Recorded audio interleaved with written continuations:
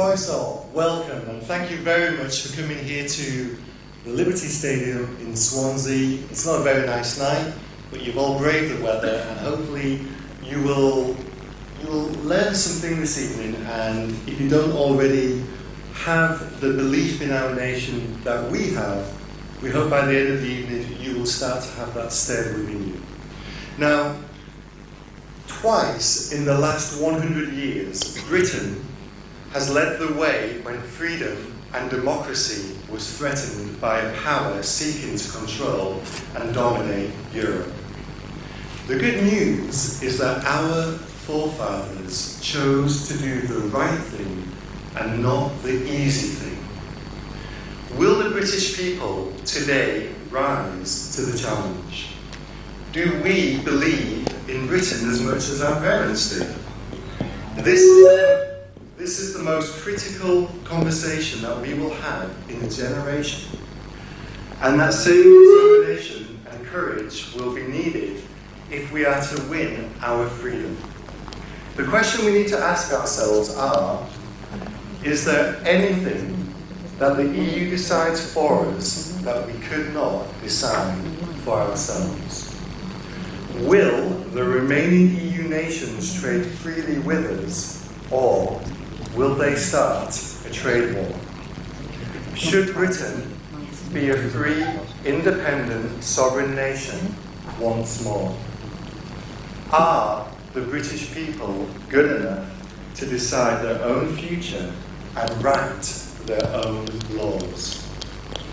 The UK may be small, but we are powerful, an influential country on the world stage. Other countries do listen to us and will trade with us, whether we are in the EU or not. The World Trade Organization and the Lisbon Treaty will ensure that. To put it simply, we want to take back control of our country from the unaccountable, unelected bureaucrats in Brussels.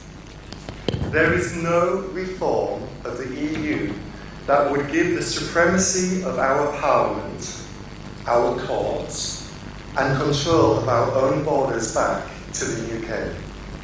The whole purpose and design of the EU is that no country should be left with such powers.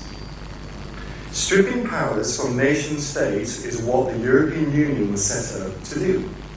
Because we believe in Britain, those of us wishing to leave the EU have been unfairly and misleadingly labelled as being anti-Europe.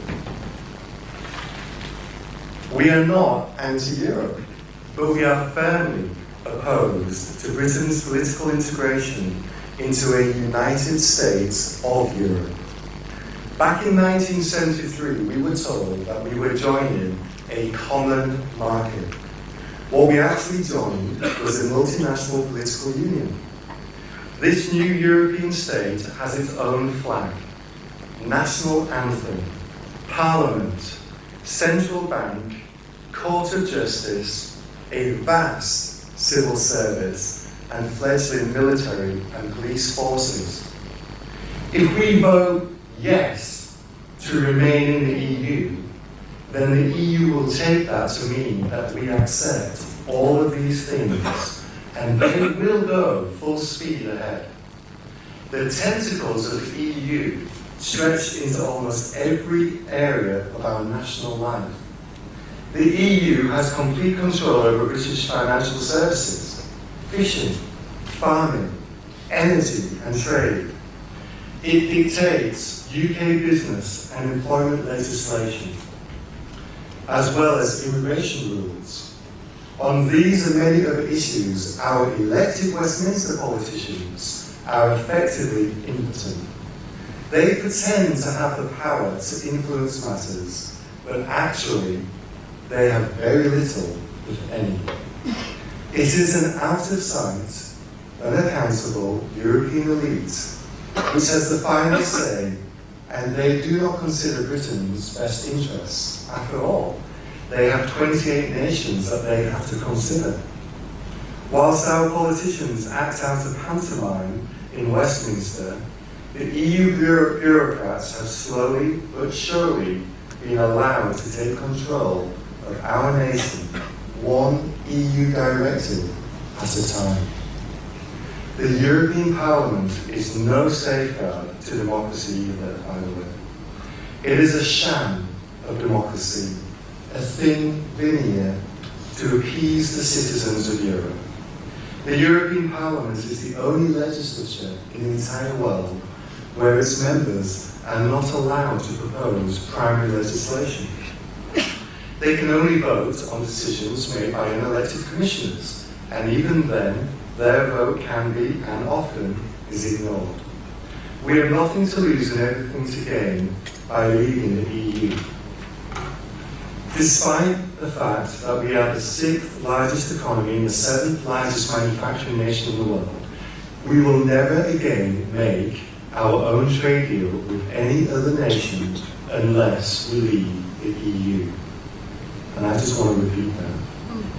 Despite the fact that we are the 6th wealthiest nation on the planet, we will never again make our own trade deal with any other nation unless we leave the EU. For example, the EU has negotiated in secret a trade deal with the USA, which is known as TTIP or TTIP, which directly threatens our NHS and exposes the British government to litigation by large American corporations. Our party is leading the charge to stop this deal from being imposed on the British people. We will never control our borders or manage immigration while in the EU. What kind of a country cannot even manage its own borders? We will never be able to prevent foreign trawlers from plundering our seas of precious, declining fish stocks. Who else would give away a national treasure like that? If the EU's plans for tax harmonisation come to fruition soon, we will not even be able to set our own taxes. What else is coming down the track? The euro. The Lisbon Treaty that Gordon Brown signed states very clearly the currency of the EU is the euro. There is no mention of pounds or krona. A British exit from the EU, widely known as a Brexit, is the only choice open to us if we are to make our own laws and control our own destiny. Unless we leave our democracy, our lawmaking powers, and our sovereignty will continue to be salami sliced away by the EU. Genuine reform is impossible.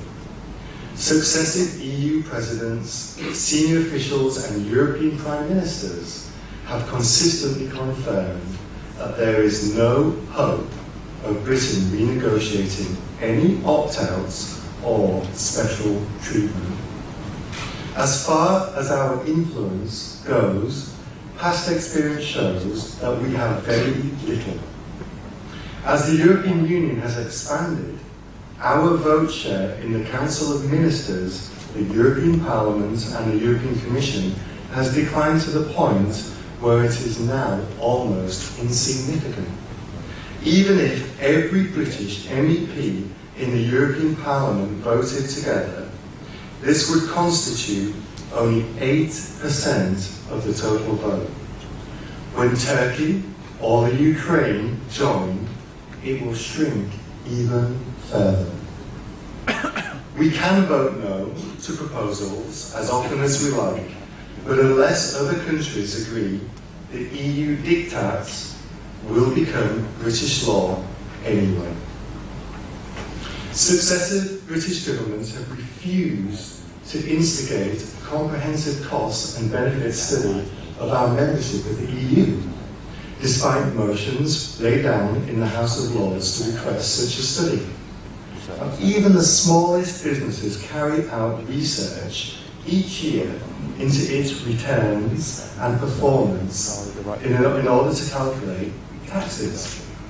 And yet the country, with the 6th largest economy in the world, has failed to investigate the benefit or otherwise of our EU membership.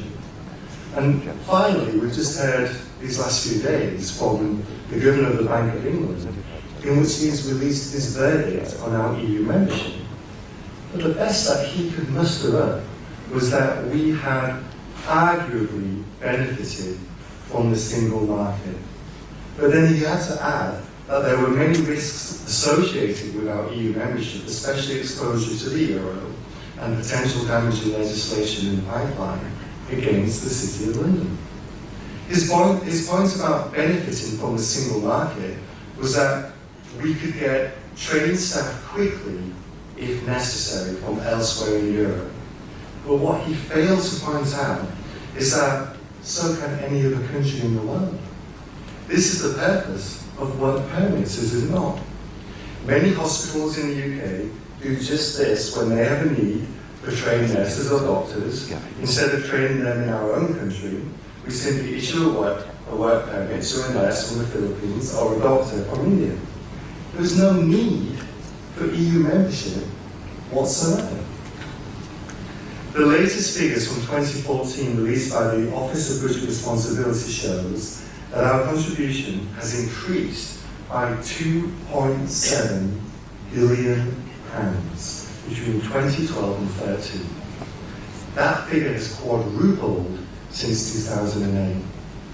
The membership fee of the EU is a staggering £55 million each and every day.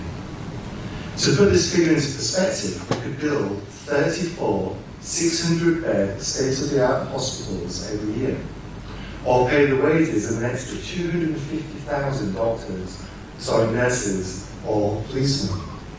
One very important fact that's never mentioned by those advocating Britain's continued membership with the EU is the added cost to our industry, trade, commerce, and domestic household bills, in addition to the direct membership fee of £55 million every day. It's estimated by sources including the UK government itself and the Financial Conduct Authority that just the top 100 regulations imposed by our membership of the EU are costing Britain an extra £33.3 billion every year. This includes legislation such as the Renewable Energy Strategy, the EU Climate and Energy Package, and the Working Time Directive. Now, what we've got to remember is that only 5% of businesses in the UK export to the EU. But 100% of all of UK businesses must meet the cost of the unbelievable EU red tape imposed by the bureaucracies in Brussels. We also need to add the cost to each household in Britain due to the increased grocery bills, estimated to be over £400 a year, caused by our common agricultural policy which blocks the import of cheaper food to these shores. Ladies and gentlemen, it isn't just about money. If we take a hard-headed look at our EU membership and look at the costs and look at what we as a nation are paying for a membership of a trading group, we would all of us agree that we are not getting value for money. But it's more than that. It's about who we are as a people, who we are as a nation. Do we actually really believe in ourselves? And do we believe that our children should have a better future than the ones that our parents gave us? I truly believe in this nation. And I believe without a doubt that when we finally do get the day for the referendum, that if we are given the ability to speak to the British people, that they will join with us and that they will agree that yes, Britain is better off out. Thank you very much. You didn't frankly have the balls to put country before party.